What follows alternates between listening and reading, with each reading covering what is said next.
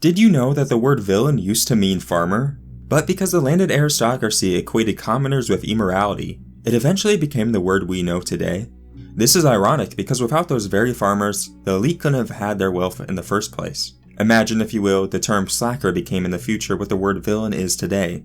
People who are necessary to society functioning, nevertheless still being looked down upon because of their birth, is a big theme in A Song of Ice and Fire. Keep that in mind as we speculate on the character of Petyr Baelish, whose name literally translates to Stone Demon, and whether or not he is the ultimate villain in A Song of Ice and Fire. And before we get into it, please give this video a thumbs up as it's the only way YouTube notices. The Seven Kingdoms Master of Coin, unaffectionately nicknamed Littlefinger, descends from one of the newest and smallest houses, with his grandfather being a mercenary who won some lands for his efforts. However, because he both lacks a great name and physical abilities, he learns to rely on his intellect. Unfortunately, rather than helping those in a similar position to himself, it seems like his aim is to become a fantasy version of Toyotomi Hideyoshi, a virtual peasant who rises to the top while denying social mobility to the rest of society. But will he actually see success in his plans for national unity under his banner? I actually believe so, but only insofar that he'll be a puppet of King Bran? Let me explain. We learn in Jaime's first chapter of A Feast of Crows that as Master of Coin, Littlefinger pocketed money he falsely wrote up as being necessary to run the prisons. This means he's paying non-existent people to do non-existent jobs, so as both to pocket the money and have full, but secret control of the prisons.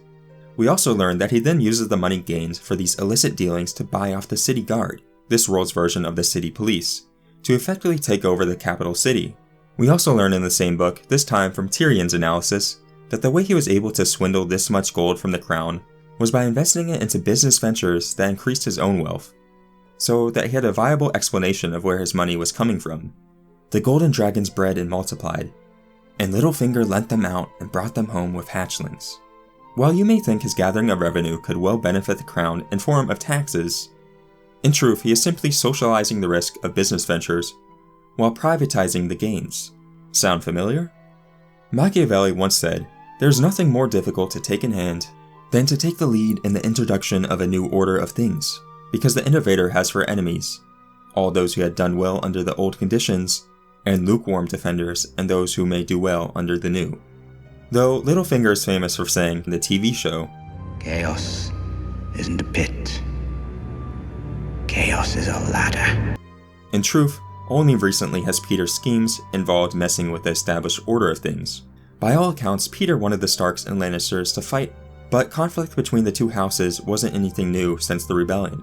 His biggest rise in power, getting Harrenhal because he brokered an alliance, isn't rocking the boat, because there was no established line that he's usurping. Even his consolidation of the Vale is just taking something that is de facto the case and making it official.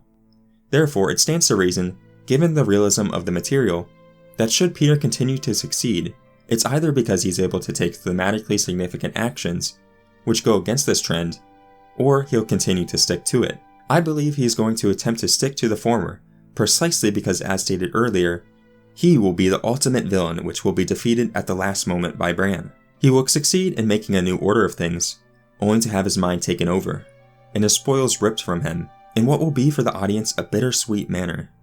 There are two factors leading me to this conclusion: Petyr's archetype and the material conditions of the world of A Song of Ice and Fire as of this point. Let's start with the material conditions, leading to Littlefinger's victory. At the end of Feast for Crows, Petyr reveals his plan to Sansa, to have the North reclaimed in her name, which, depending on how things go with Stannis, shouldn't be impossible. That would leave 3 of the 7 kingdoms under his control. And if he provides Dany or young Griff assistance, the new monarch will have him in their debt as well. How exactly this happens isn't as important as the fact that it does. But my money is on Dany using Petyr to subdue young Griff somehow. Speculation aside, even if the plot resolves around him surviving solely because the White Walkers can't reach, making him King of the Ashes, as the show may have been hinting, I think it's safe to say that Littlefinger's political longevity is well and secured now that he's taken over the Vale. And so long as you're still around and not dead, you can still win the Game of Thrones. As for the thematic relevance of Petyr's near victory, one must factor in his role as the series' trickster character. The trickster archetype is a type of culture hero, often only partially divine, who disrupts established systems for good, ill, or often both. When a trickster arrives, nothing stays the same, for their role is to go against the grain and call into question received wisdom. If we take for granted that Littlefinger represents capitalism and its corrosive powers in Westeros, then we can see in one hand he is pushing society forward in his own twisted way, by dismantling the establishment of feudalism. He has countless lords indebted to him, and represents better than anyone how birthright doesn't have to be everything in this world.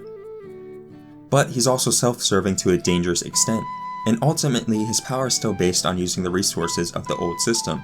Students of the enclosure movement in England may find parallels, and we do know much of the story is based on English history.